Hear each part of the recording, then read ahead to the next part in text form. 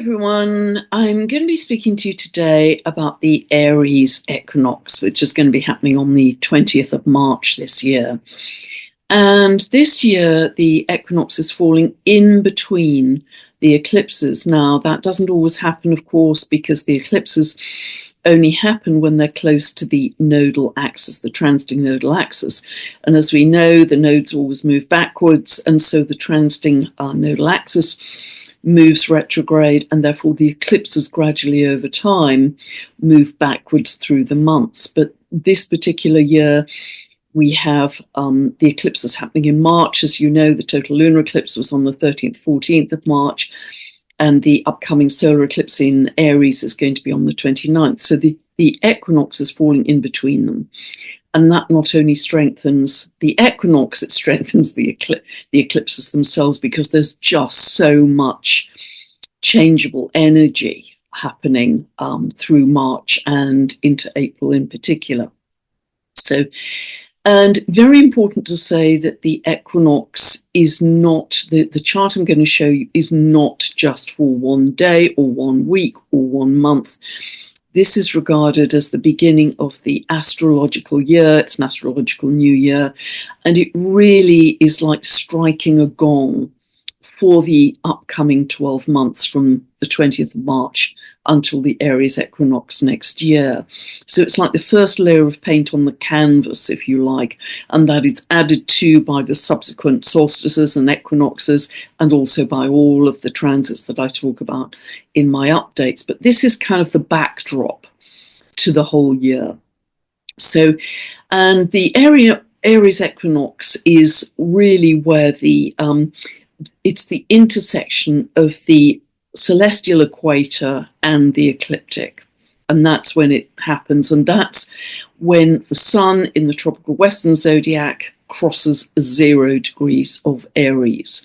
So with each solstice and equinox, the sun is crossing into 0 degrees of the cardinal signs. It's crossing into 0 degrees of Aries at the Aries equinox, 0 degrees of Cancer at the Cancer solstice, etc. And so it was the ancient peoples who were incredibly tuned in to the movements in the heavens. I mean, they really, the building of their sacred sites, the ceremonies which they have held for many, many thousands of years at these sacred sites were all held around the time of the equinoxes and solstices, because they knew the veil was thinner then. They could receive more high-level information from the gods as they saw it at that time. And so they were times which were extremely sacred. But it means that these pivot points of the equinoxes and the solstices are actually anchored into the 0 degrees of the Aries point. So that's where the tropical western zodiac is anchored into these turning points of the season. So I just want to be really clear on that. Now, as I've mentioned before, if you have a planet natally at 0 degrees of the cardinal signs, give or take 2 degrees, so 28 of the mutable signs to 2 degrees of the cardinal sign, that is considered to be on the world axis or on the Aries point, even though the Aries point strictly is 0 of Aries, it actually applies to 0 of all of the cardinal points. And that gives you potential, excuse me, for that planet to have public expression in some way. It has public potential. So now the reason, the scientific reason really, that that sense that the ancient peoples had in their ceremonies, that the veil was thinner, is principally down to what is known as the Russell-McFerran effect. And I've mentioned this in previous videos over the years. This effect was observed by 2 men, Mr. Russell and Mr. McFerran, and they noticed that at times of the equinoxes in particular, and most markedly at the Aries equinox, the magnetic field of the Earth became thinner, and it can actually and does cause cracks in the Earth's magnetosphere. at the time of the Aries equinox in particular, we see cracks in the Earth's magnetosphere. And that allows in a lot of cosmic energy and solar activity as well to create the auroras. But it's very marked at that time. So that is where we get a lot more information pouring in. Now, so the astronomy is very tied into what the ancient peoples were celebrating. But, you know, a lot of these sacred sites around the world were built to celebrate these pivot points in the change of the seasons that the ancient peoples were so incredibly aware of. So let me show you the chart for the equinox. And as I say, it's not just for one day, 1 month. This is the backdrop to the entire year. So that's how I'm going to be looking at it. Okay, so as always, I've set this for England, so you have to adjust for your own time zone. But in most parts of the world, this is happening on the 20th. So here we see the sun having just entered 0 degrees of Aries. So as is always the case, the ruler of Aries is Mars. And so we see Mars down here, and I'm going to be talking about Mars quite a lot because it's in a particular condition at the moment, which makes it much stronger. But we can see this huge pile up in Pisces and Aries. So last degree of the zodiac, first degree of the zodiac, endings, beginnings, which are so strongly felt by us all at the moment. Now, Aries energy, we can see we've got the Sun, Venus, Mercury, we've got Salacia, we've actually got Manway, I'll be talking about, Chiron and Eris, a huge stellium in Aries. And Aries energy is about strong physicality, it's about courage and bravery, it's very much about your independence, it's about your sovereignty, being pioneering, going solo, being self-sufficient. It's a wonderful, brave energy that steps forward into leadership. There's a natural leadership around Aries. And so we've got this very strong sense of new beginnings here. Now, Mars, its ruler, is in Cancer. And so remember, backdrop for the whole year. So this is going to really emphasize issues around security, emotional and practical security, how we can feel safe and secure in every respect going forwards. But it's interesting that Mars remains out of bounds beyond the normal 23 degrees of the ecliptic north or south, where planets normally orbit. It stays out of bounds until the 7th of April, but it is out of bounds at this Aries equinox. And so that to me is very interesting because it is in a quindicile aspect, 165-degree aspect to Pluto, which is this obsessive, upheaval, upset kind of aspect. Now, at one level, this can be the will of the individual, the power of the individual versus the power of the state, around issues of freedom, sovereignty, humanitarianism, or all Aquarian words. But at another level, this is also about combining individual will to divine will. It's almost this feeling, okay, I give up to the divine flow. That's how I achieve my sovereignty. It can be that kind of a feeling as well. However, with this Mars going out of bounds and also squaring Chiron and Eris, 21, 24 of Aries, there's this strong sense, because Aquarius over here is also the sign of revolution, that Mars is going big time into energizing revolution on the streets. We're seeing this in Serbia right now. We're seeing it on a daily basis, that they're close to 1 million people out on the streets every day in Serbia to protest against the government corruption, demanding that the government step down. They could well bring down the government. It's going to be very interesting to see. And I've talked ad infinitum while Pluto is in the late degrees of Capricorn, and this is ongoing, that people will rise up. There will be people coming together in revolution.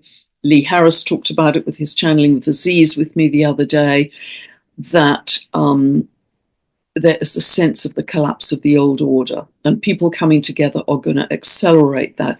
If the governments, the top-down structures are no longer acting for the highest good, the people will demand a resolution to that either they start to act in the highest good for the people, or they step down, they lose their power, and the people step into their power. This is such a huge theme for 2025.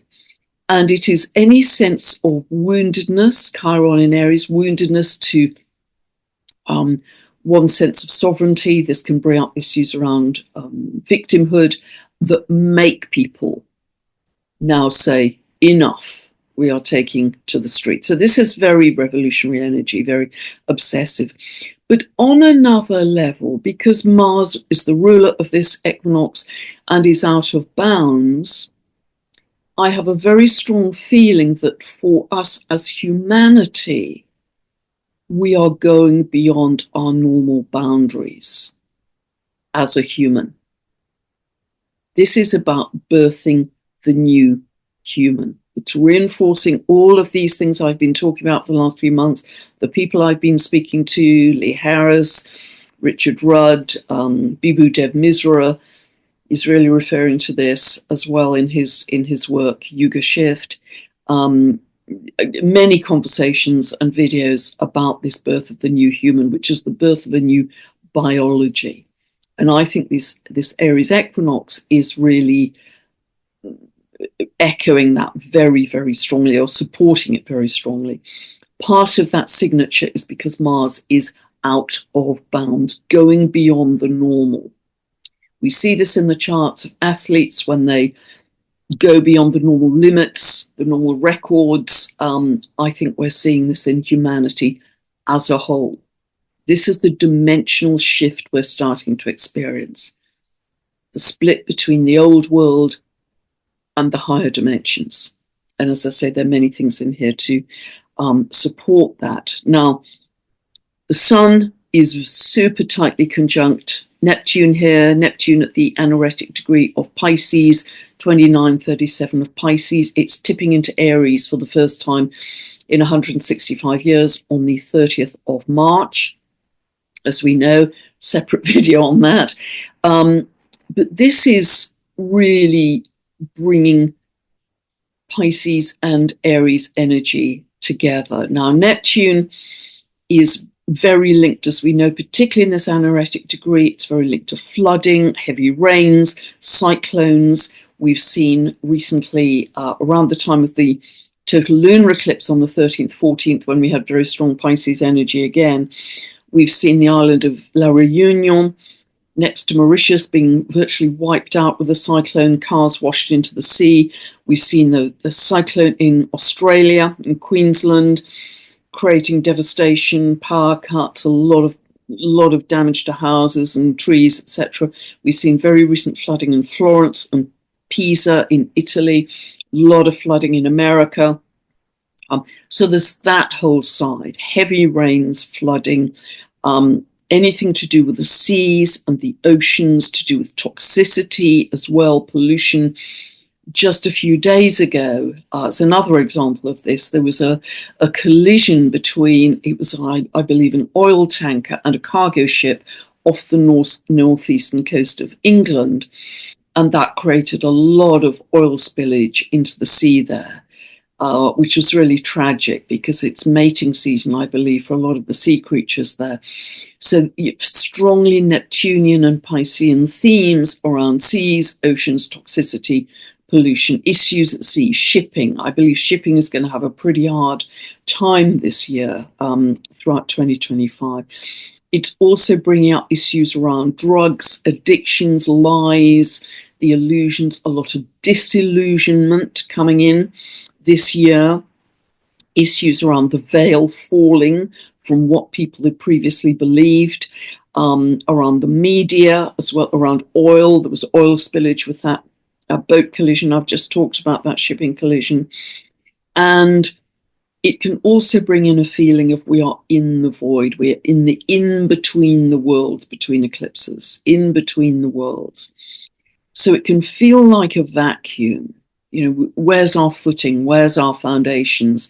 The old world seems to be collapsing, and we're losing our trust and faith in all of that. We have to start to create our new beginnings. This is a sense of our reality being much more malleable. And this is about dreams. Really great time to keep a dream diary. What dream are you going to make real in 2025 and beyond? Who are you already becoming? This is a big personal ending and a big personal beginning. And indeed, this is a massive stellium, because really you could include Saturn, North Node, Neptune, Sun, all in one conjunction. Or if we miss out Saturn, the North Node, Neptune, Sun, Venus in another conjunction, and also want to include the dwarf planet Manway at 320 of Aries, tightly conjunct Venus here.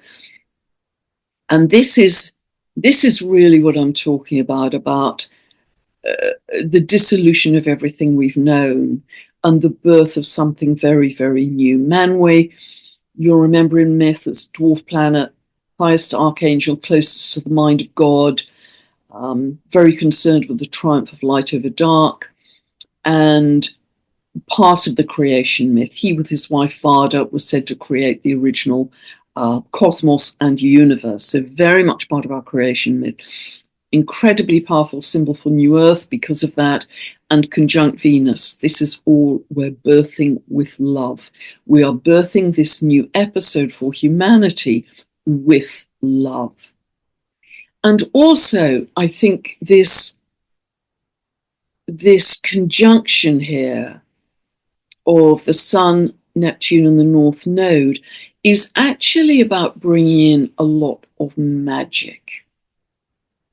The magic in nature that we've just become disconnected from. The elementals, the fairies, the creatures, the divas, the creatures we can barely see, the spirits of the trees and the plants, that everything is alive with spirit, is the feeling I strongly get from this conjunction, particularly with Neptune at the anaretic degree of Pisces. There is something profoundly magical.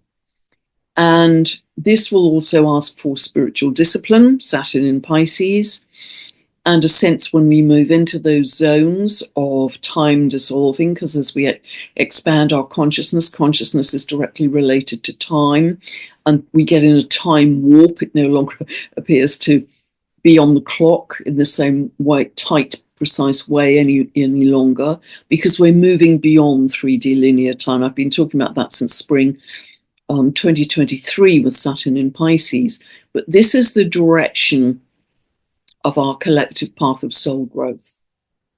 There's this feeling of divine surrender to something more ethereal and something more magical.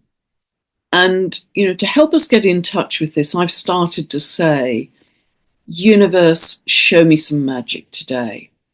And I was just out in my favorite woodland, ancient woodland this morning, and it's a woodland I walk in very, very regularly, and kind of out of nowhere, there was this just immaculate, magnificent white stag, kind of huge antlers in his prime, and it's extremely rare to see a white stag. I mean, it's extremely rare for even a normal stag to appear that close to a human. I mean, he must have been about, 50 feet away, pretty close.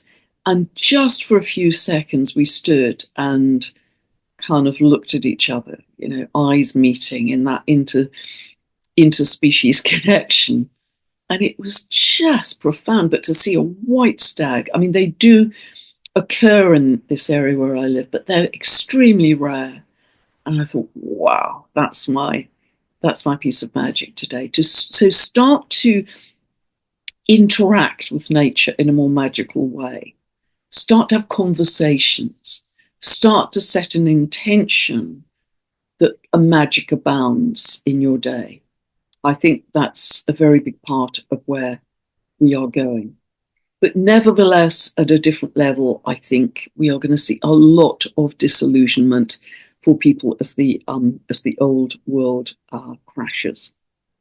So step into your Aries energy. Neptune, as I say, end of the month is moving into Aries. Saturn is moving into Aries on the 25th of May, and then holding hands together. They're going to be together by degree, certainly by July this year, but they don't move together to the minute until February the 20th, 2026. The Aries energy asks us to find the hero inside ourselves. That great song, find the hero inside yourself. Every one of us has that. Find that hero. Because the process we're going through at the moment is so enormous this year. It's almost beyond my description because we haven't got it yet. We can't imagine it because you and I, as collective humanity, are creating it in every moment. The canvas is blank, really. And so it is so important that we're cognizant of how we are operating in our days, and I'll say more about that in a moment. But find the hero inside yourself. Do a reality check. Be accountable. Take spiritual responsibility. The Sun conjunct Manway and Venus, as I say, is very much about the spiritual warrior. It's about love, birthing with love, not just about creativity, but about new creation. Now, Venus is still retrograde, Mercury is still retrograde here at the equinox, which means despite their movements in the upcoming months, this is the chart that is going to be the hitting of the gong as the first underlying energy for the next 12 months. And so for the next 12 months, you are still going to be saying to yourself, what do I really want, Venus? What do I really want in my life? What are my values now? How have they changed? And where am I rethinking my friendship groups, perhaps, but many areas of life, including, I'd suggest, belief systems, big time. Also here, we have dwarf planet Salacia, tightly conjunct Mercury. Salacia at 10 degrees of Aries. We're going to be thinking a lot about Salacia in the upcoming 12 months, I think, because remember, she's in the myth, she's the wife of Neptune, she's mermaid energy, she's related to the shimmering sunlight, moonlight on the sea, she's very related to light. I think we are going to be talking and thinking an awful lot about light in this upcoming year and beyond. We have a very high level of solar activity coming to us as solar flares. We know that light carries information. We know that water is condensed light.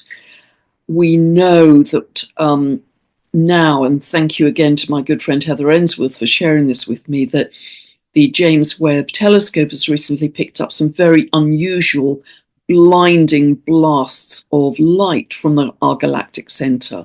Our galactic center is kind of energy with which we create our world, and they're throwing out some absolutely brilliant bursts of light.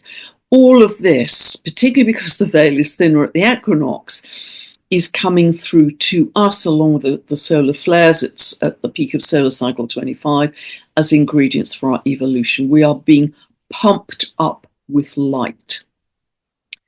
My other hypothesis of Salacia, and it's just a hypothesis, just a theory at the moment, is that Salacia could be very connected to people who speak light language, either if it's prominent in their charts or by transit. Now, last October, 2nd of October 2024, we had a solar eclipse at 10 degrees of Libra that was exactly opposing Salacia at 10 degrees of Aries. It's a very tight opposition.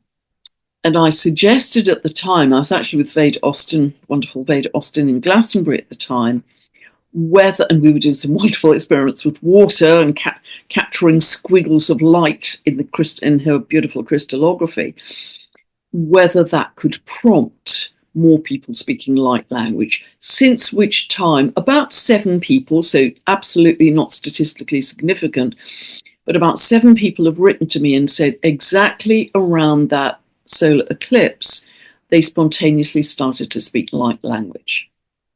So this is just a theory, not yet proven by a long way, but I think we are going to find more about light and higher dimensions that light can lead us to, that are a very big part of expanding our consciousness right now.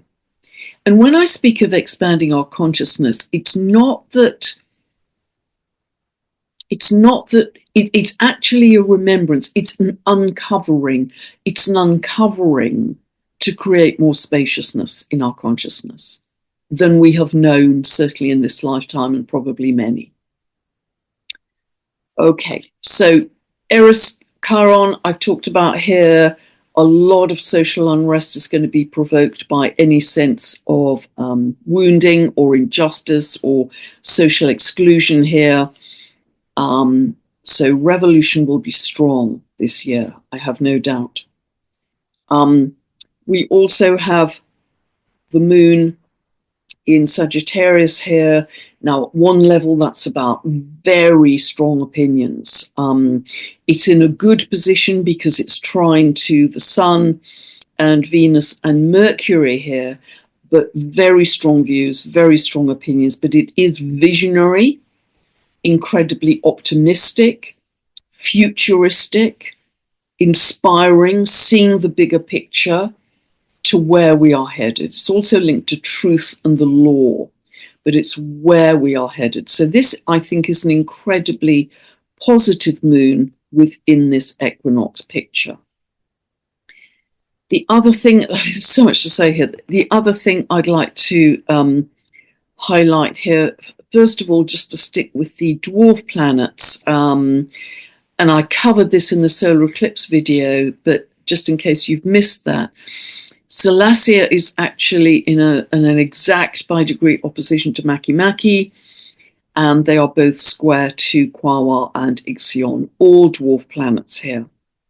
So this is a very powerful T-square. So I've talked about Salacia.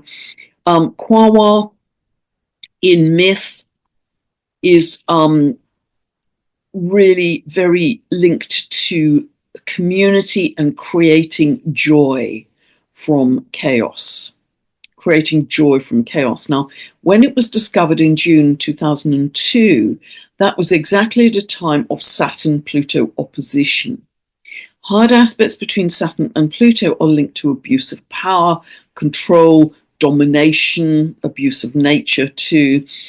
And so the myth of Quawa is really how we can come from all of that chaos and dishonoring of humanity and nature, and through singing and dancing, bring people together in community to create joy. Community, grassroots up. Ixion is on the lower level, is linked to those who have no moral compass, who have no remorse, who in myth he murdered his father-in-law, and then when he was given a second chance and but blotted his copybook by trying to rape Zeus's wife Hera, he was ultimately spun off on a burning wheel into eternity. So this negative side of Ixion is no remorse, can even murder without compunction. I think that is ringing bells for many people who'll be listening to this today.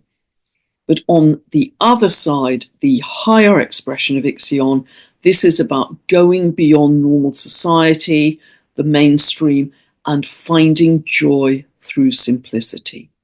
Finding joy through simplicity. And I really want to emphasize that for people, just, in fact, Anne Tucker talked about this in her last update video, in her angel message.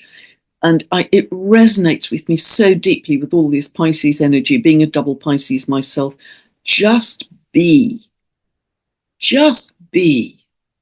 No stimulation, no listening to me or lots of social media.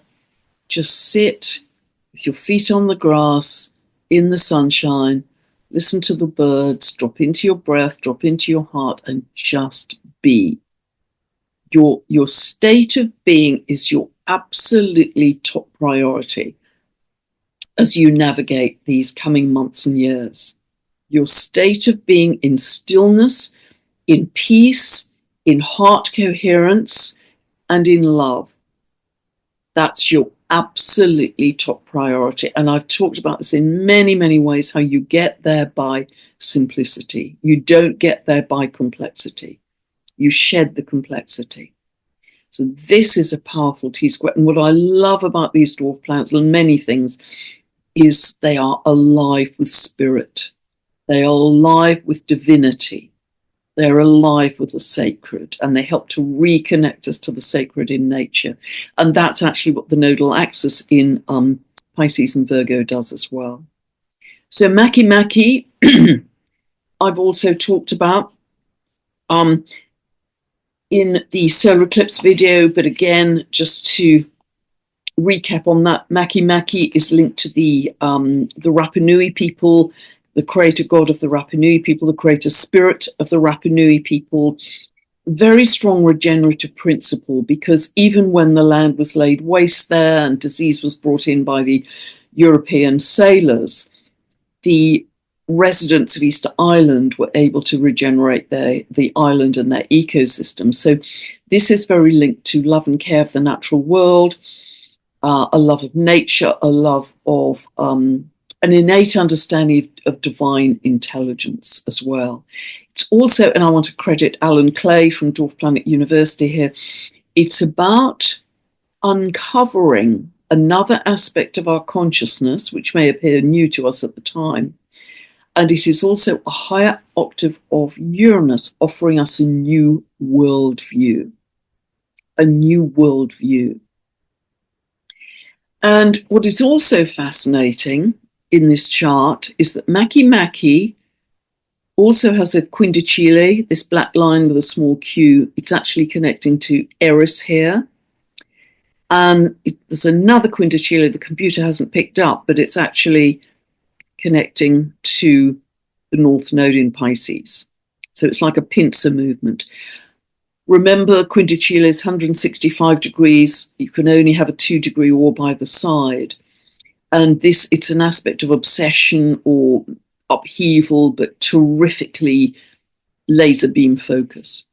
So this regenerative principle, another great archetype for symbolizing the birth of New Earth, is linked both to social unrest, protest, demands for truth, demands for freedom, equality, every voice to be heard, no social exclusion, no top-down, no inequality, no lies, and the North Node in Pisces, connecting us back to the spiritual, the divine, everything being alive, everything being magical, the ethereal, reality being more malleable than we ever imagined.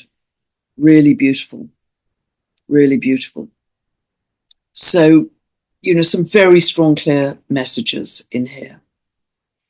The other thing to say, and I'm going to do a whole separate video on this as well, because there's so much to say on this, because it's, I think, an unknown configuration. It's never happened before.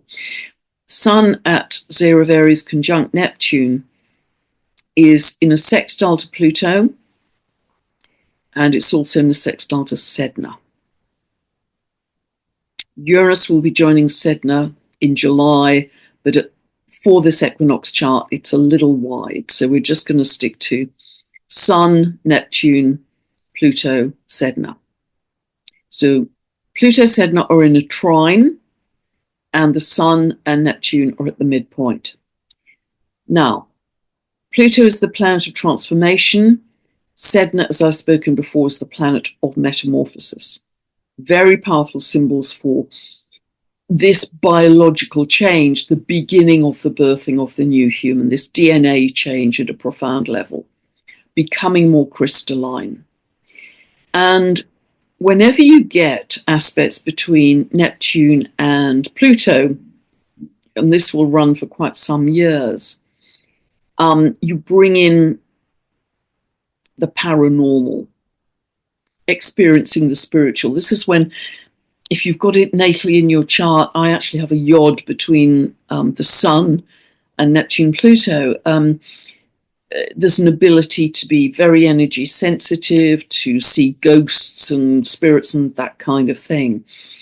And so there's this spiritual and psychic sensitivity that I think is going to come in incredibly strongly. And many people are feeling this already, tuning into your dreams in a bigger way. And also, so the Sun at this midpoint is really highlighting what is going to become it's going to run for some years, this aspect between Pluto, Neptune, and Sedna. And the myth of Sedna I've talked about quite extensively, but this is the whole principle of a change in state.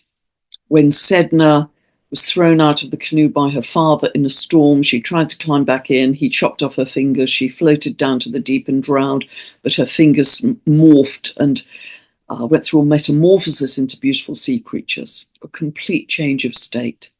And in that moment, you could say she regained her sovereignty, because there was not a death of all of her.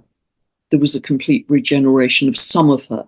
She transmuted into a higher state, because the whales and the dolphins are very high frequency and continue to be her legacy, of course. But I will do a separate video on that configuration because it's so powerful. So there's a lot here about the earth being sacred, the remembrance of ancient wisdom, the indigenous traditions, all that kind of thing. I think we're going to see, as I've mentioned before, more temples, cities, civilizations, ancient cultures coming up from the sea. I think that's part of both Saturn in Pisces and Sedna. The whole myth of Sedna being very prominent here. The trine between Pluto and Sedna, and I'll say more about this in the video I will do, but this is about a great leap in technology, particularly communication technology, aviation, all kinds of inventions around just the way that we share information. Of course, we've got AI coming in big time, exponentially, but it's also about a better understanding of our neural networks, how our brain works, understanding of consciousness, and how ultimately, probably helped by some galactic connections, Uranus, particularly strong from July, we are going to become much more telepathic, Neptune, Pluto, with each other. And we will shed the external gadgets to just communicate silently and telepathically with each other. That's what's coming down the track for humanity. So, an awful lot here. So I would just really encourage you in each and every day from now on to try and bring in a sense of spaciousness. For our meditations every evening, we've got this rolling mantra of we're welcoming in an expanded consciousness of love. We're welcoming in an expanded consciousness of love. And really try and feel that. And what I'd really want to encourage you to do, and at this very big new beginning of the Aries Equinox, you might say that this is the most significant Aries Equinox in our lifetime. I would actually say that because of the significance of everything else that we're going through this year. Moving through the galactic current sheet only happens every 12,000 years, give or take 500. We're at the end of the descending cycle of the Kali Yuga. We have some extraordinary astrology happening with all of the outer planets shifting sign now within the next 14 months. I've talked about many, many things. Therefore, this particular Aries equinox is very highlighted in its power. So really be alert to what I was saying in a recent video of catch yourself from living from the outside in. If you're listening to the news and listening to really big, scary things, you go, you lower your frequency, that hits your state of being, and you create from that lower state of being. That's not a great way to go day to day, because you're just creating more of what you absolutely don't want, because that's what you're focused on. So if we turn that around 180 degrees, step into our sovereignty and say, no, I'm going to tune that out. I'm just tuning out the noise, the craziness, the zigzags. Did he say this? Did he say that? What's happening in the world? What's not? So often, these really big, scary things get to the absolute 11th hour. And then if we starve out the scary and love in the good, they never actually come to fruition. Really big one just happened today, which I can't mention on this platform, but a really, really, really big one just happened today, where it seemed, yeah, that really big scary thing is definitely going to happen for all of humanity. It's just evaporated. Was it even ever true in the first place? So don't feed with your energy and attention and focus. Don't give life support to what you don't want more of, because that lower vibration energy is withering away as the higher frequency energy comes in. So don't give it life support if that's not what you want more of in your life. So living from the inside out, being very conscious with your intent, because it's a combination of things happening here. It's our inner time capsule, which by ancient prophecy and so many other things I've talked about said, this is the time for the caterpillar to turn into the butterfly. This is the time. This is the beginning. This is the breaking of the old world into the new and something very different. So partly it's an eruption from within us of that inner time capsule, that transformation. Secondly, it's as we expand our consciousness, we are starting to live with greater intention through our days. I'm going to live my day through love and joy and peace and compassion, stamping that on your day. And thirdly, we've got this extra ingredient of this very heightened cosmic and solar activity right now. And you might add in a fourth of galactic connections as well. So it's that whole cake mix, that whole combination of factors is creating such a powerful time for us.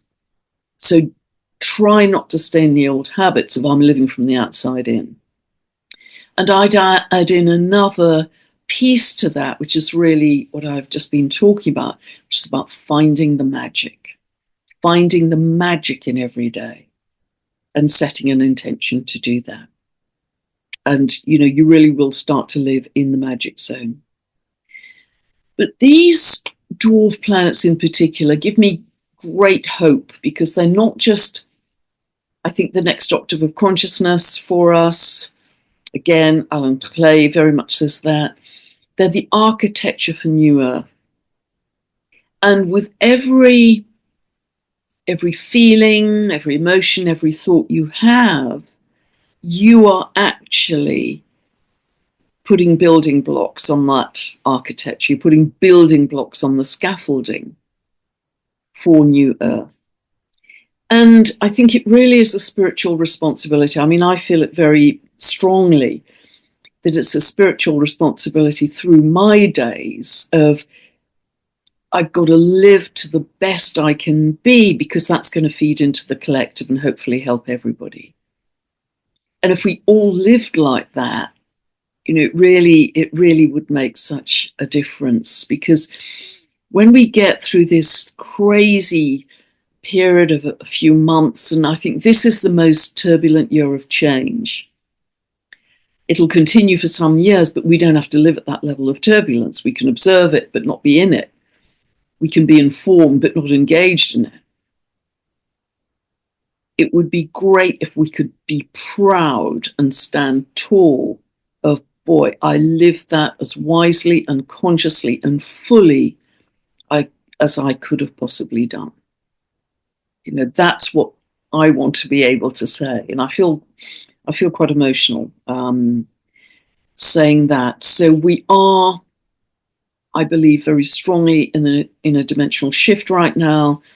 And the people I'm meeting with messaging with day to day, I can see that more and more clearly.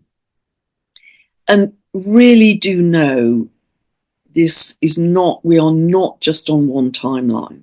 We absolutely aren't. You know, if you watch the news, you get the feeling there's only one and there's no choice. I mean, that's just absolutely not true. We're already in this dimensional shift, but I think there are infinite possibilities here. So, really do know that if you can imagine it, then it's possible for you to create it. And I think that's the way we've got to live. And so come back to this idea of finding the hero inside yourself, find the strength, find the sovereignty, find the power. And that's really so clearly set out in this Aries Equinox chart. Lock onto your love as your docking station, because I believe that is absolutely where we are headed. So a lot in that today, but hopefully, as I say, it isn't just for a day, a year.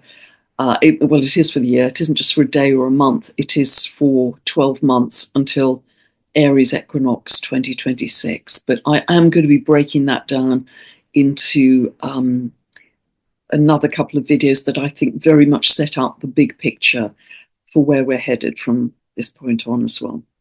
Really hope it's helped. Really hope it's been accessible for you as well. That's really important to me, that you really follow what I'm trying to explain in the astrology. So God bless. Don't forget to set a big new intention for this Aries equinox for yourself. Highest good of yourself, highest good of all, highest good of the earth. God bless. Thanks for listening. Bye for now.